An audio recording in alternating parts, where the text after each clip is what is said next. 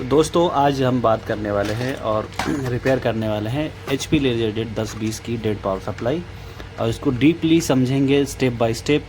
Highly technical probability कैसे repair करते हैं और क्या क्या फॉल्ट आता है, इसमें बहुत सारी टॉपिक को कवर करने वाले हैं। तो पूरा वीडियो लास्ट तक देखिए और उसमें कोई भी पावर सप्लाई आप रिपेयर कर सकते हो ये वीडियो देख के, जैसे कि 1505, 1536, 1007, 1008, 1022, 1020, 1005, कोई भी STR बेस या ट्रांजिस्टर बेस आप सप्लाई रिपेयर कर सकते हो।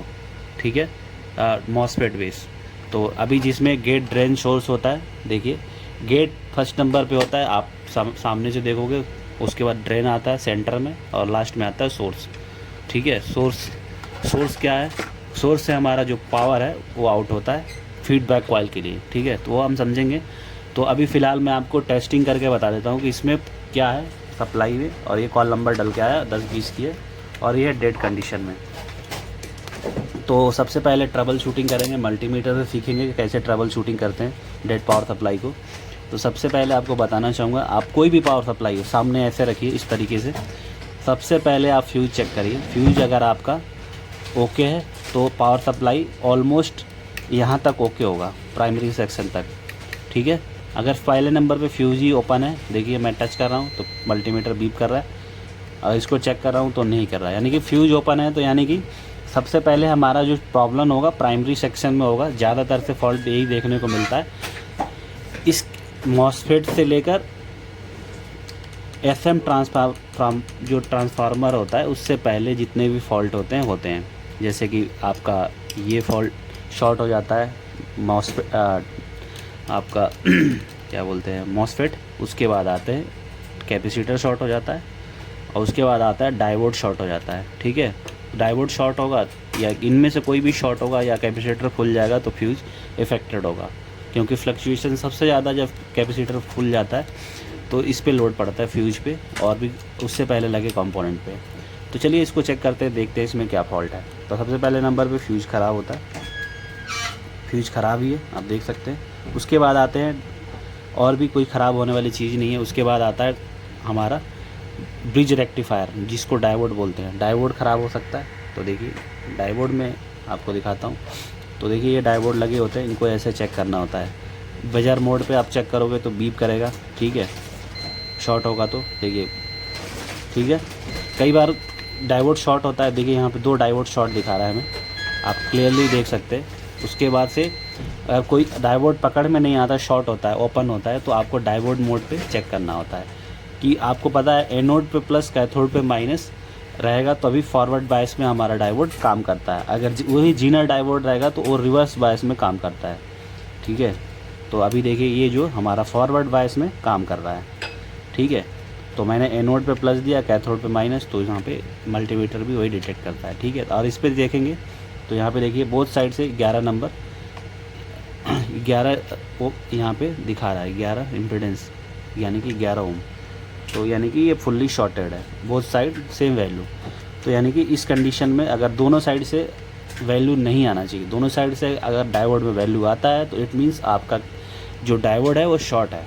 ठीक है, तो सबसे पहले हमारा जो फॉल्ट मिला फ्यूज फॉल्टी, उसके बाद सेकंड नंबर पे डायोड। अब थर्ड नंबर पे चेक करते हैं मॉसफेट चेक करने के बाद उसके बीच में आप देखेंगे प्राइमरी कॉइल पे हमारा फीडबैक, उसके बाद जो कॉइल होता है प्राइमरी कॉइल पे डायरेक्ट जो करंट मैप होता है वो देखिए आप यहाँ पे below 10 ohm resistance, fusible resistance यहाँ पे लगा होता है, जो कि ये उसके बाद ख़राब होता है। तो हम पहले अब मॉसफेट चेक कर लेते हैं, उसके बाद से रेजिस्टेंस को भी चेक करेंगे। तो मॉसफेट चेक करने के लिए यहाँ पे देखिए कोई शॉर्ट नहीं है। अगर शॉर्ट होता तो यहाँ पे बीप देता कंटिन्यू, तो बीप नहीं है। और ये रहा रेजिस्टेंस हमारा रियर साइड से, तो रियर साइड से रेजिस्टेंस हमारा बिल्कुल 0.3 दिखा रहा है। अगर ये रेजिस्टेंस ओपन हो जाए तो आप यहाँ से यहाँ तक जंपर भी लगा सकते हैं। ठीक है, इस सेक्शन से यहाँ तक जंपर लगा सकते हैं। इन दोनों में से कोई एक तार लेके कनेक्ट कर देना, डायरेक्ट कर देना, चल जाएगा। एक चीज़ और होता है, जैसे आपका फ्यूज़र टैफ्लॉन वगैरह सिकुड़ जाता है, जल जाता है बार बार, तो ये वाला देखिए 8 PM 9 PM जो भी है, जो भी IC लगी होती है, ये इसको चेक करिए। अगर ये शॉर्ट होता है, बीप देता है, तो भी ये फॉल्ट आता है। कई बार फ्यूज़र एरर आता है, तो फ्यूजर एरर, ये कॉइल्स फॉल्टी होते हैं, या इनके बीच में एक रेजिस्टेंस होता है, ये भी ओपन हो जाता है तो भी ये प्रॉब्लम आता है, देखने को मिलता है। अगर लाइट प्रिंट आता है इन बोथ साइड, ये जो ट्रांसफार्मर दिख रहे हैं आपको इससे रिलेटेड, और ये आपको कंपोनेंट चेंज करने होते हैं। ये दो आप देख रहे हैं ट्रांजिस्टर, ये भी दो मॉसफेट लगे हुए हैं, इनका भी प्रॉब्लम आता है, ठीक है। तो आप इन दोनों को चेंज करके देखिए, और उससे उसके साथ साथ भी कुछ रेजिस्टेंस वगैरह भी हैं, और या तो उससे नहीं सॉल्व होता है तो आप इनमें देखिए ये आईसी वगैरह लगे होते हैं, या वोल्टेज वगैरह ड्रॉप होता है तो ये आईसी और ये आईसी एक साथ चेंज कर दीजिए, आपका जो प्रॉब्लम है, जो 2 वोल्ट 5 वोल्ट 11 वोल्ट देता है वो सॉल्व हो जाएगा। अब चलिए अब इसको रिपेयर करके आपको दिखाते हैं कि कैसे रिपेयर होता है, ठीक है। तो अभी ये डेड कंडीशन में लगाऊंगा फ्यूज़ तो उड़ जाएगा, बार बार शॉर्ट है, ठीक है। तो सबसे पहले हम क्या करेंगे, जो हमारा 2 डायोड शॉर्ट था इसको निकालेंगे। तो इसको निकालने के लिए जो हमारा सेम प्रोसेस है, पहले हम इसे रीसोल्डरिंग करके आसानी से निकाल लेंगे विदाउट विदाउट हमें इस्तेमाल किए क्या बोलते हैं डिशोल्डर। डिशोल्डर का हम इस्तेमाल नहीं करने वाले यहाँ पे, ठीक है। और अच्छे तरीके से यहाँ पे शोल्डरिंग आप देखने को मिलेगा इम्पैक्ट। और इसमें जो है ट्यूजर से हम रियर साइड से इसको पकड़ेंगे और इसको निकाल लेंगे, ठीक है। तो एक साइड पहले लेग निकाल लेंगे, तो दूसरे साइड भी देखिए हमारा जो है डायोड निकल चुका है विदाउट डिशोल्डर वायर, ठीक है। तो इस तरीके से हम निकाल लेंगे, और भी चीज़ें सीखेंगे ट्रिक वगैरह। तो सबसे पहले देखिए, अगर नहीं चाहते हो तो आप इसी साइड से निकालना चाहते हो तो इसी साइड से ऐसे निकाल सकते हो, ठीक है। कोई ट्रैक वगैरह डैमेज नहीं होगा, आप देखना आपके सामने ही है, ठीक है। और होल्स भी इसके क्लियर हो जाएंगे। देखिए ये भी सेकंड में डायोड निकल चुका है। अब देखिए हमने इसका पाथ क्लियर कर दिया। अब ये भी देखिए क्लियर हो चुका है, और ये भी देखेंगे क्लियर हो चुका है बिल्कुल। कोई फ्लक्स वगैरह का इस्तेमाल नहीं किया। जब जितना कम इस्तेमाल करोगे उतना आप परफेक्ट बनते जाओगे, ठीक है। और धुआं वगैरह उतना ही कम, स्मोक वगैरह कम ही प्रोड्यूस होगा, जिससे आपको भी हार्मफुल नहीं होगा आपके सेहत के लिए। तो ये भी चीज़ें। अब दूसरी चीज़ है, अब हमारे पास या तो नया डायोड होना चाहिए, या हमारे पास डोनर पीसीबी होना चाहिए, कोई ट्रैक वगैरह डैमेज या कुछ ज़्यादा फॉल्टी वगैरह। तो हम यहाँ से क्या करेंगे, डायोड ले लेंगे। डायोड आप कोई भी लगा सकते हो, डायोड मीन्स कोई भी डायोड, ठीक है, वो चल जाएगा। फ़िलहाल अभी हम ये डायोड लेने वाले हैं। ये 1022 का कार्ड है,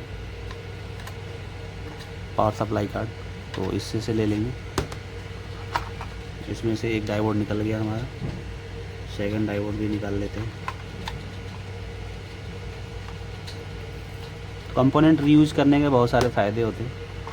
देखिए 2 डायोड हमने निकाला, और साइज़ कोई मैटर नहीं करता इस पे, ठीक है।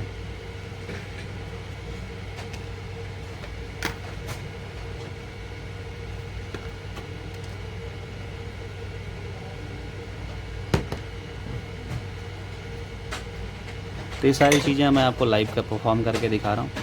और इस तरीके से आप कोई भी सप्लाई को ट्रबल शूटिंग कर सकते हो। और वोल्टेज कैसे चेक करना है, सप्लाई आपका गुड है या फॉल्टी है, तो भी सारी चीज़ें हम सीखेंगे इस वीडियो में। तो प्लीज़ नए हैं तो चैनल पे सब्सक्राइब कर लेना दोस्तों, और वीडियो को लाइक कर देना, ठीक है। तो सबसे पहले आपको अगर लगाना है, जैसे आप देख सकते हो क्या बोलते हैं ये रेक्टिफायर। तो रेक्टिफायर लगाने के लिए जो आपका सिंबल है आप उसको फॉलो करिए, ठीक है। आप अपने सिंबल को फॉलो करिए, तो आप देख सकते हैं कि ये और ये जो कट है, आप उधर जो जिस पे वाइट पट्टी है वहाँ पे फॉलो करिए, और इस तरीके से लगा दीजिए, ठीक है। तो इस तरह से आपका जो डायोड है वो क्लियरली लग जाएगा। और रियर साइड से शोल्डरिंग भी आप कर लेना उसी हिसाब से।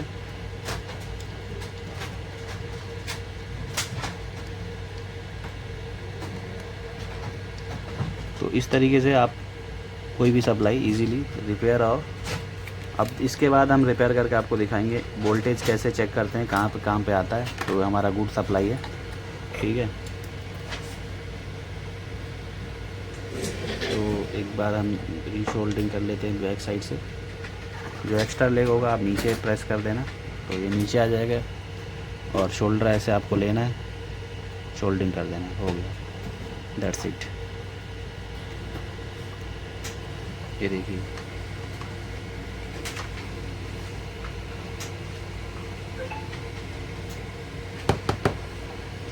ये आ गया, हमारा कंप्लीट हो गया। अब मैं आपको डायोड चेक करके अगेन दिखा देता हूँ। जो शॉर्टिंग थी वो रिमूव हो चुकी है और ये दो डायोड जो हमने निकाला है अभी, ये दोनों कम्प्लीटली शॉर्ट हैं, देख सकते हैं। ओके, तो इसको हम रखते हैं साइड में और डायोड लगाने के बाद भी यहाँ पे देखिए कोई भी इम्पीडेंस यहाँ पे नहीं दे रहा है। तो इट मीन्स हमारा जो डायोड है वो कम्प्लीटली ओके हो चुका है, शॉर्टिंग रिमूव हो चुका है। अब एक बात है इसमें और करना है काम, फ्यूज को हमें चेंज करना है। जो हमारा फ्यूज ख़राब था इसको लेंगे दूसरा और यहाँ पे लगा देंगे। तो दोस्तों ये देखिए मैंने फ्यूज लगा दिया और इसका इम्पीडेंस भी आपको दिखा देता हूँ। देखिए अब आपको चेक करा देता हूँ। तो अगर इसमें कोई भी इशू नहीं होगा तो प्रॉपरली काम करेगा। तो मैं डायरेक्ट लगा रहा हूँ पावर और आपको चेक कराता हूँ। तो कई बार देखिए लगाया, जो हमारी सप्लाई है अब कौन सी वोल्टेज आएगी, शॉर्टिंग हमने हटा के डायरेक्टली लगाया विदाउट सीरीज। तो देखिए यहाँ पे आएगी कितनी, 23 से 24 वोल्ट। तो देखिए 24.50, यानी कि हमारा जो सप्लाई है गुड हो चुका।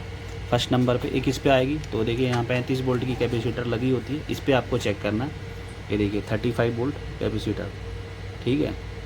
ये हॉट टेस्टिंग होता है, बाकी जो हमने किया था अभी तक वो कूल टेस्टिंग होता है। और ये जो जैसे आप लीवर प्रेस करते हो प्रिंटर का जो कवर होता है, जहाँ पर टोनर लोड करते हैं किसी भी प्रिंटर में, कोई भी आप सप्लाई हो, नया मॉडल हो पुराना मॉडल हो, तो आप ऐसे कर सकते हैं। और भी आने वाले जो लेटेस्ट प्रिंटर आ रहे हैं उनकी सप्लाई कैसे रिपेयर करते हैं उन सारी चीज़ें डिटेल में समझेंगे। तो ये देखिए ये प्रेस करते हो तो 24 वोल्ट यहाँ पे आउटपुट यहाँ पे आता है। तो देखिए जैसे स्विच यहाँ पे प्रेस करोगे 24 वोल्ट आउटपुट यहाँ पे मिलना चाहिए। देखिए सॉरी यहाँ से यहाँ पे इस वाले सेक्शन में मिलेगा, ठीक है, जैसे प्रेस करोगे। कई बार इसके ऊपर प्रिंट होता है तो नहीं मिलता है, ठीक है। ये देखिए सॉरी, देखिए कई बार इस पर जो शोल्डरिंग होता है ना, जैसे पेस्ट वगैरह लगता है तो वो नहीं, उससे कनेक्ट नहीं होता है। तो इसको हार्डली ऐसे प्रेस करना होता है तब ये कनेक्ट होता है, ठीक है। नहीं तो ये वोल्टेज नहीं बताता है क्योंकि पॉलिश होता है इसके ऊपर। देखिए 24 वोल्ट आ रहा है। जैसे आप कवर क्लोज करते हो तो इंजन घूमने लगता है, प्रिंटर इनिशियलाइज होने लगता है। तो वैसे ही देखिए जब तक ये प्रेस नहीं होगा, ये स्विच बटन टूट भी जाएगा तो भी आपका प्रिंटर इनिशियलाइज नहीं होगा। तो आई होप ये वीडियो आप लोगों के लिए हेल्पफुल होगा, अच्छा लगा होगा। अच्छा लगा हो तो लाइक शेयर सब्सक्राइब कमेंट करना कैसा लगा। ऐसी वीडियो देखने के लिए और बनाने के लिए ट्राई करेंगे। थैंक यू, मिलते हैं नेक्स्ट वीडियो में।